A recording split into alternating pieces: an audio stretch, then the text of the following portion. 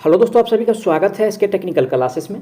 तो चलिए दोस्तों, आज बात करेंगे TG2 न्यू एक्सेप्टेड कॉन्सेप्ट 2023 और आज का जो कि चैप्टर है यानी कि Ohm's law, KCL and KVL के सभी MCQ को करेंगे जो इस बार TG2 में पूछा जाएगा। तो आप लोग वीडियो में इन तक जरूर बने रहिए। साथ ही साथ नए हैं तो चैनल को सब्सक्राइब कर दीजिएगा, वीडियो को जरूर शेयर कर दीजिएगा।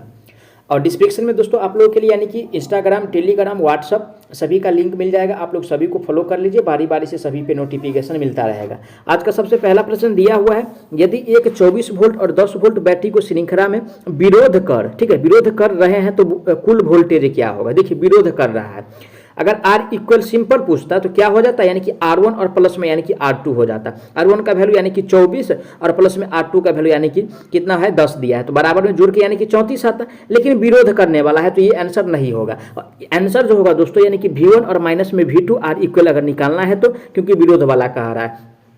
इसको अगर निकालते हैं तो 24 और 24 में से अगर 10 को घटाते हैं तो कितना बचेगा, 24 में से अगर 10 को घटाते हैं तो यानी कि 14 आ रहा है। और ये जो होगा यानी कि यानी कि विरोध करने पर आ रहा है यानी कि 14। अगर विरोध करने वाला यानी कि क्वेश्चन में नहीं पूछता तो यानी कि वहाँ पे 34 आंसर होता है। लेकिन यहाँ पे जो आंसर होगा दोस्तों यानी कि 14 होगा, जो कि ए में दिया हुआ है। राइट आंसर की बात किया जाए ऑप्शन इसका ए सही हो जाएगा। ठीक है, नेक्स्ट क्वेश्चन पे चलेंगे। आज का नेक्स्ट क्वेश्चन है शक्ति की ऐसा इकाई है, यानी कि इसका कह रहा है यानी कि पावर का पूछ रहा है।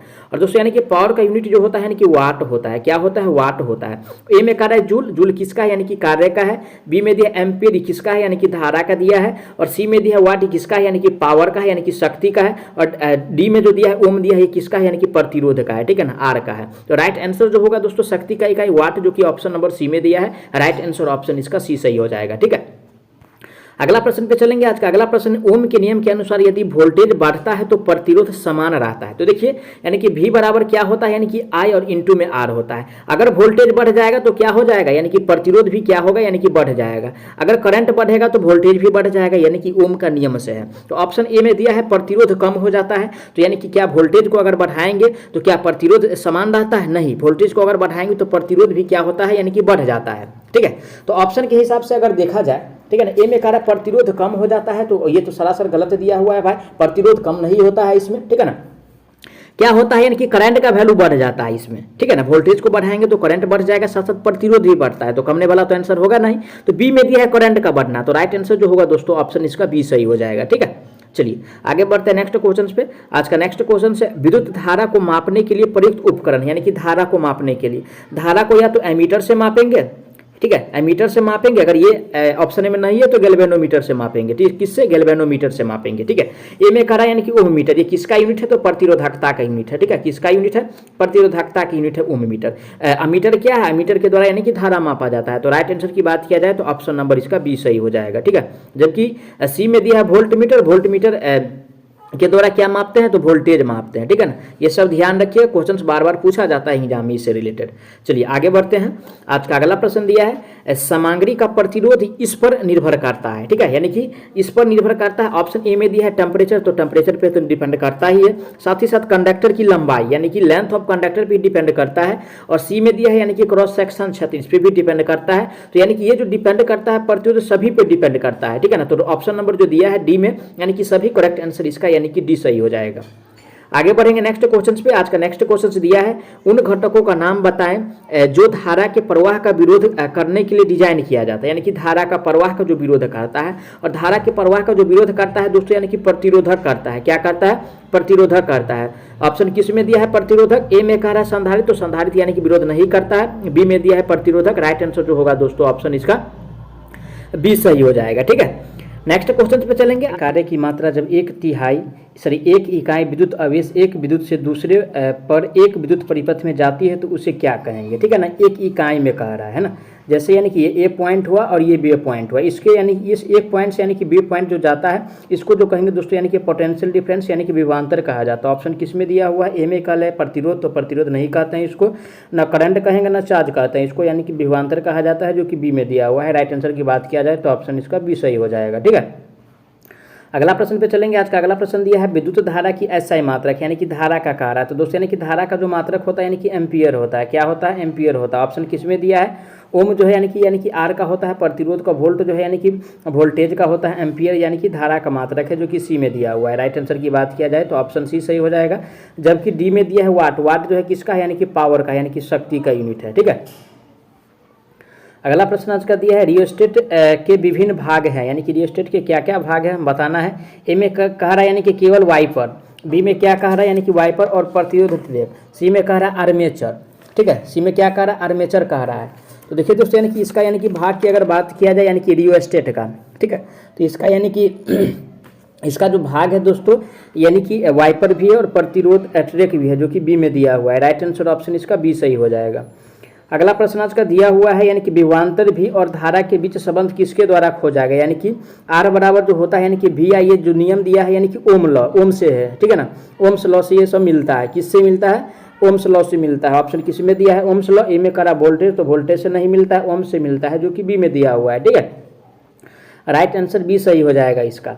नेक्स्ट क्वेश्चन पे चलेंगे। आज का अगला प्रश्न दिया हुआ है इलेक्ट्रिकल में सबसे अधिक इस्तेमाल किए जाने वाला कंडक्टर क्या है, यानी कि इलेक्ट्रिकल में कह रहा है। और दोस्तों यानी कि इलेक्ट्रिकल में सबसे ज़्यादा तो इस्तेमाल किया जाता है यानी कि तांबा का प्रयोग करते हैं। अगर तांबा नहीं ऑप्शन में रहे तो वहाँ पे जो मारेंगे यानी कि एल्युमिनियम को टिक करेंगे, ठीक है ना, लेकिन पहले रहे तांबा तो तांबा को जरूर टिक करेंगे। तो ऑप्शन ए में दिया है तांबा। राइट आंसर जो होगा दोस्तों ऑप्शन इसका ए सही हो जाएगा, जबकि बी में दिया है एल्युमिनियम। अगर कॉपर नहीं है तो एल्युमिनियम को टिक करेंगे, ठीक है। नेक्स्ट क्वेश्चन पे चलेंगे। आज का नेक्स्ट क्वेश्चन है विद्युत आवेश के प्रवाह की दर को निम्न के रूप में जाना जाता है, यानी कि प्रवाह की दर। तो देखिए दोस्तों इसको यानी कि विद्युत प्रवाह के रूप में जो जानते हैं, है ना, ए में क्या करा इलेक्ट्रिक पोटेंशियल, तो पोटेंशियल के रूप में नहीं जानते हैं, और विद्युत प्रतिरोध के रूप में इसको यानी कि इलेक्ट्रिक करंट के रूप में जाना जाता है, जो कि सी में दिया हुआ है। राइट आंसर इसका सी सही हो जाएगा, ठीक है।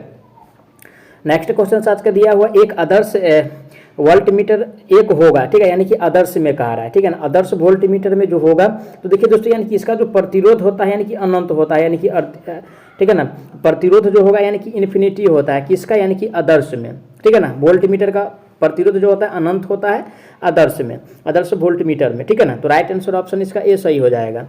अगला प्रश्न पे चलेंगे।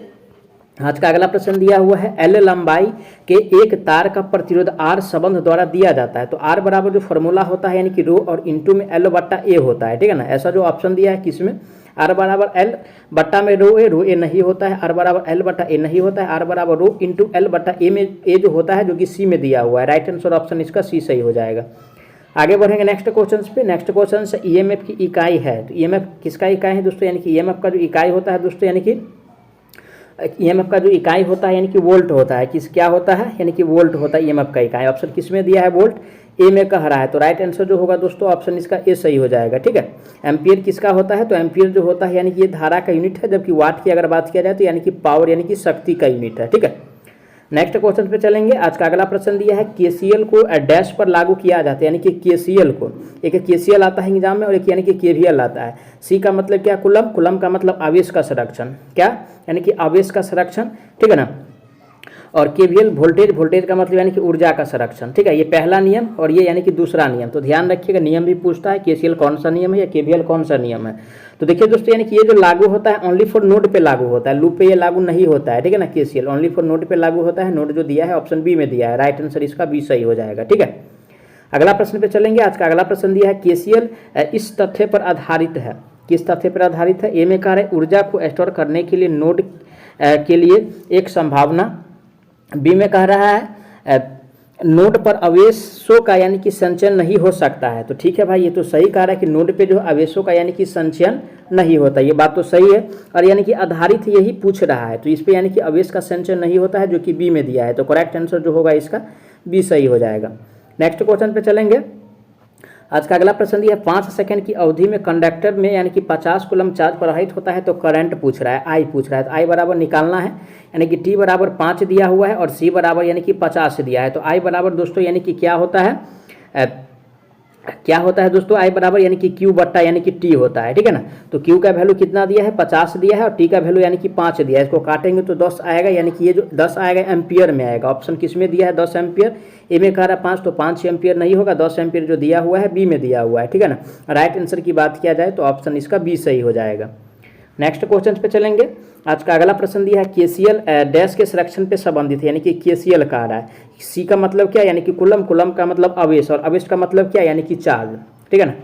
आवेश का मतलब चार्ज। ए में कह रहा है गति, तो गति पे से संबंधित नहीं है, नहीं मास से संबंधित है, नहीं संभावित ऊर्जा से संबंधित है। ये जो संबंधित है चार्ज से, जो कि ऑप्शन नंबर डी में दिया हुआ है। राइट आंसर की बात किया जाए तो इसका डी सही हो जाएगा।